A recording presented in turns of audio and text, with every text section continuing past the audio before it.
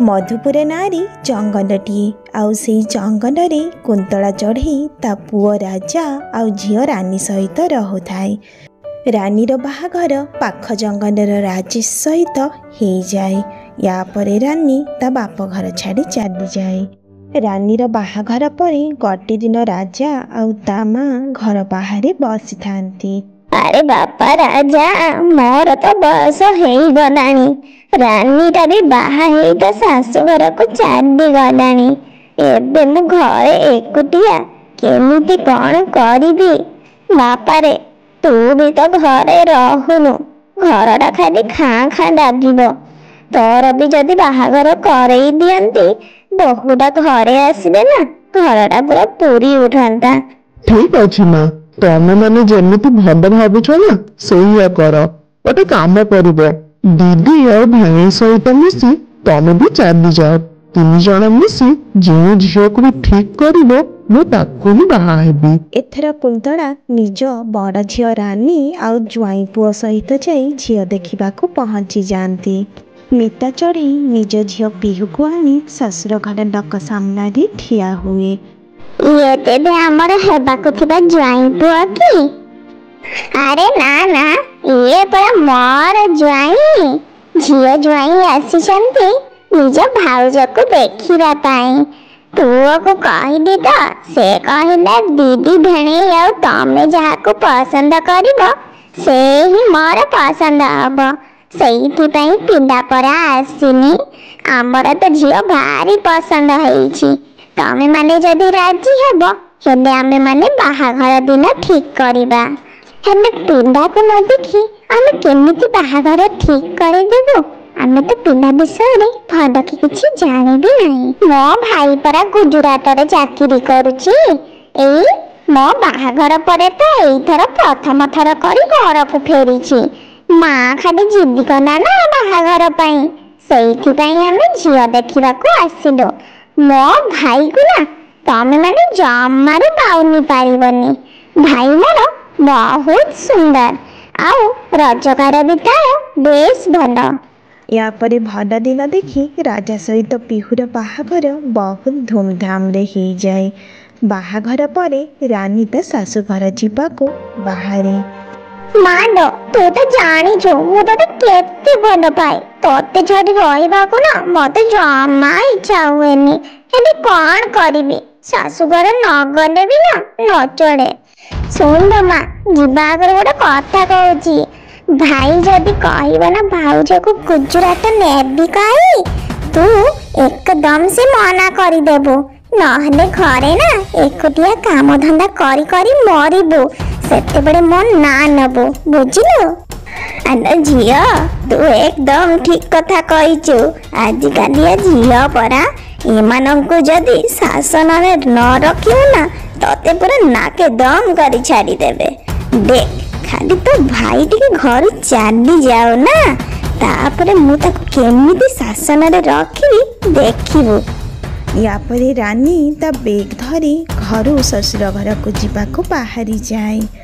सेपटे पिहू बाहाघर परे घर धंदा काम सब संभाली निए। शाशु स्वामींकर भी बहुत सेवा करे। गति दिन राजा आउ कुंतला चढ़ई बाहरे बसी थांती।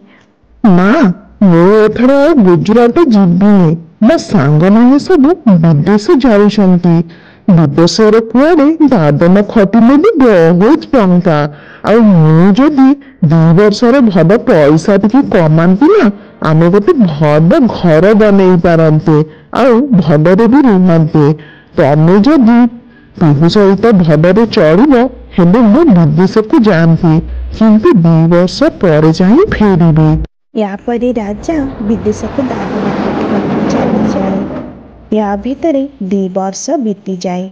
2 वर्ष परे राजा आज आसी भारत रे पहुंची। आउ पुओ को आनिबा पाई कुंतला देवी निज झियो आउ ज्वाई संगरे निज झियर नातुणी को धरी एयरपोर्ट रे पहुंची। माँ, पिहू और कुहू कहीं आसी नाहंती। मते मो झियो को देखिबाकू भारी इच्छा थिला, कहीं तांको सांगरे आनिबनी। अरे ता मुंडरे ना ଟିକେ ହେଲେ ବୁଦ୍ଧି ନାହିଁ। ଗାଡ଼ିରେ କେତେ ଜଣ ଧରିଥାନ୍ତେ? ଆମେ 3 ଜଣ ଆସିଛୁ ତତେ ନେଇ ଯିବା ପାଇଁ। ତୁ ମିଶିଲେ ତ 4 ଜଣ ହେଇଯିବା। ଆଉ ଗାଡ଼ିରେ କୋଉଠି ଜାଗା ଥିଲା କି? ସେଇଥିପାଇଁ ପରା ଆମେ କୁହୁକୁ ଆଣିଲୁନି। ଆଉ ପିହୁ ତ ରୋଷେଇ କାମରେ ଲାଗିଛି। ୟା ପରେ ସମସ୍ତେ ଗାଡ଼ିରେ ବସି ଗାଁ ଘରକୁ ଯିବାକୁ ବାହାରି ଯାଆନ୍ତି। ଆଉ କିଛି ସମୟ ପରେ ଘରେ ଯାଇ ପହଞ୍ଚି ଯାଆନ୍ତି। ସେପଟେ ପିହୁ ରୋଷେଇ କରୁଥାଏ ଆଉ କୁହୁ ତା ପାଖରେ ବସିଥାଏ। ଏତିକି ବେଳେ ରାଜା ଯାଇ ସେଇଠି ପହଞ୍ଚିଯାଏ ଆଉ ନିଜ ଝିଅ କୁହୁକୁ ଡାକିବାକୁ ଲାଗେ। କୁହୁ ବେଟା, ବାପା ଏଇଠି। କୁହୁ। କୁହୁ ନିଜ ବାପାକୁ ବୁଲି ଚାହେଁ। ସେପଟେ ପିହୁ ବି ଅନେଇ ଦେଖେ। କୁହୁ ଦୌଡ଼ି ଯାଇ ବାପା କୋଳରେ ଆଉଜି ଯାଏ। ପିହୁ, ଏମିତି କାଇଁ ତମ ମୁହଁ ଶୁଖି ଯାଇଛି? ମତେ ଦେଖି କଣ ତମେ ଖୁସି ନୁହଁ? ବାପା, ଜାଣିଛ ମା ଆଉ ମୁଁ ନା ତମକୁ ଆଣି ଯିବୁ କହୁଥିଲୁ। ହେଲେ ଜେଜେମା ଆଉ ପିଇଚି ଆମକୁ ବହୁତ ଗାଳି କଲେ। କହିଲେ ତମ ମାନଙ୍କର ଅକାତ ନାହିଁ, ତମେ ଗାଡ଼ିରେ ବସି ପାରିବନି। ସେଥିପାଇଁ ଆମେ ଗଲୁନି। ପିହୁ, କୁହୁ ଯାହା କହୁଛି ସେ କଥା କଣ ସତ? ରାଜା ପିହୁକୁ ଏମିତି ପଚାରୁଥିବା ସମୟରେ ସେଇଠି ରାଜାର ମା ଆସି ପହଞ୍ଚି ଯାଆନ୍ତି। ଜେଜେମାକୁ ଦେଖି କୁହୁ ବି ସେପଟେ ଡରିଯାଇ ନିଜ ବାପା କୋଳରେ ଲୁଚିଯାଏ। ଆରେ ରାଜା, ତୁ ଏଇଠି ବାପା କଣ କରୁଛୁ? ସେପଟେ ପରା ରାନୀ, ଜ୍ୱାଇଁ ପୁଅ ଆଉ ତୋ ଭାଣିଜୀ ତୋ ବେଗକୁ ଅନେଇ ବସିଛନ୍ତି।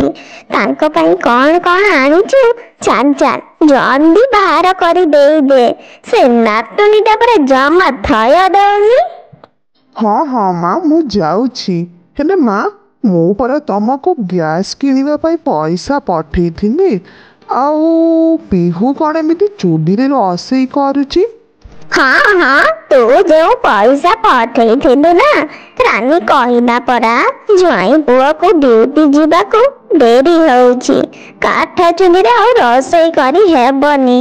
ତା ଉପରେ ପୁଣି ସେ ଭାଣିଜୀଟାର ବି ତୋର ଭଲ କି ଟିକେ ଧ୍ୟାନ ରଖି ପାରୁନଥିଲା।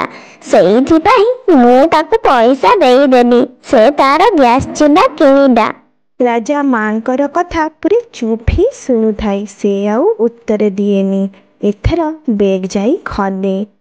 ରାଜା ନିଜ ଝିଅ ପାଇଁ ଖଣ୍ଡେ ସାଇକେଲ ଆଉ ନିଜ ଭାଣିଜୀ ପାଇଁ ଗୋଟେ ଟେଡି ବିୟର ନେଇ ବିଦେଶରୁ ଆସିଥାଏ। ଏ କଣ ରାଜା, ସାଇକେଲଟା ତ ଭାଣିଜୀକୁ ଦେ। ତାଙ୍କର ଯୋଉ ନୂଆ ଘର ବନେଇଛନ୍ତି ନା, ସେ ପୁରା ଛାତ ଉପରେ ରାଇଁ ରାଇଁ କରି ଦୌଡେଇବ। ଛାତ?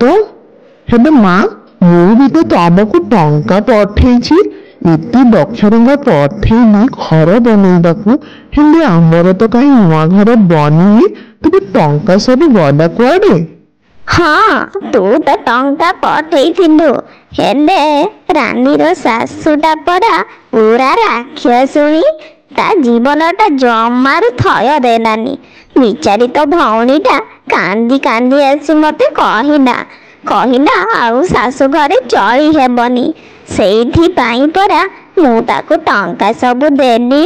ସେ ଜାଗା କିଣି ଘର ସହରରେ ବନେଇଛି। ଦେଖିବାକୁ ବି ବହୁତ ସୁନ୍ଦର ହେଇଛି। ଥାଉ ଥାଉ, ତୋର ଯଦି ସାଇକେଲଟା ନିଜ ଝିଅକୁ ହିଁ ଦେବାର ମନ ଅଛି ନା, ରଖିଥା। ଆଉ ମୋର ତୋ ପାଖରୁ କିଛି ହେଲେ ଦରକାର ନାହିଁ। ମୁଁ ଯାଉଛି। ମାଲୋ, ମନେ ରଖିବୁ, ମୁଁ ଆଉ ଗୋଟେ ଦିନ ହେଲେ ଘରେ ପାଦ ଦେବିନି। ରାନୀ ଯେତେବେଳେ ଶୁଣିଲା ତା ଭାଇ ଜାଣିଗଲାଣି ସେ ତା ମା ପାଖରୁ କେତେ ଟଙ୍କା ଠକିକି ନେଇଛି କହି, ସେତେବେଳେ ସେ ଆଉ ଜମାରୁ ସେଠି ରୁହେନି। ଏପଟ ସେପଟ ବାହାନା କରି ଘରୁ ବାହାରି ଚାଲିଯାଏ। ବାଃ ମା ବାଃ, ନିଜ ଝିଅର ଶାଶୁ ରାକ୍ଷସୁଣୀ। ଆଉ ତମେ ଯେମିତି ପିହୁ ଉପରେ ଅତ୍ୟାଚାର କରୁଛ, ତମେ କଣ ରାକ୍ଷସାଣୀ ନୁହଁ? ମୁଁ 2 ବର୍ଷ ମୋ ସ୍ତ୍ରୀ ଛୁଆଠାରୁ ଅଲଗା ରହିଲି। ଏତେ ଟଙ୍କା ପଠେଇଲି ଘର କରିବ, ଆମେ ଶାନ୍ତିରେ ରହିବା, ମୁଁ ଏଇଠି ବିଜନେସ୍ କରିବି କହି। ହେଲେ ସବୁ ଟଙ୍କା ତମେ ରାନୀକୁ ଦେଇଦେଲ ମା। ମତେ ତ ଲାଗୁଛି ତମର 2ଟା ପିଲା ନୁହଁ, ତମର ସେଇ ଗୋଟିଏ ଝିଅ। ସତରେ ନା, ତମର ଏତେ ଝିଅ ପ୍ରେମ? ତମେ ଝିଅ ପ୍ରେମରେ ଅନ୍ଧ ହିଁ ନିଜ ପୁଅର ଘର ସଂସାର ସବୁ ଭାଙ୍ଗିଦେବ। ଆଜିକାଲି ଦୁନିଆରେ ନା ପଇସା ହିଁ କାଳ ହେଇଛି, ପଇସା ପାଇଁ ସମ୍ପର୍କ ନାହିଁ। ଆଜି ଦେଖୁନ କେମିତି ଭଉଣୀ ମତେ କାଙ୍ଗାଳ କରିଦେଇ ଚାଲିଗଲା। ଏବେ କଣ କହିବ କୁହ? ରାଜା ବାପା ତୁ ରାଗନି, ମୁଁ ରାନୀ ପାଖରୁ ତ ଟଙ୍କା ସବୁ ମାଗି ଆଣିବି। ହେଲେ ବି ବାପା ତୁ ଏତେ କଥା ମତେ କହନି। ମୁଁ ଆଉ ରାନୀକୁ ଫୋନ୍ ଫାନ୍ ବି କରିବିନି କି ତାକୁ ଏଠି ଆସିବାକୁ ବି ଦେବିନି। କୁନ୍ତଳା କରିଥିବା ନିଜ ଭୁଲ ପାଇଁ ବହୁତ ପସ୍ତେଇ ହୁଏ ଆଉ ସେ ନିଜ ପୁଅର ଦୁଃଖକୁ ବି ଭଲ ଭାବରେ ବୁଝିପାରେ। ଏଥର କୁନ୍ତଳା ପିହୁ ସହିତ ଆଉ ଖରାପ ବ୍ୟବହାର କରେନି। ସମସ୍ତେ ମିଳିମିଶି ଖୁସିରେ ରୁହନ୍ତି।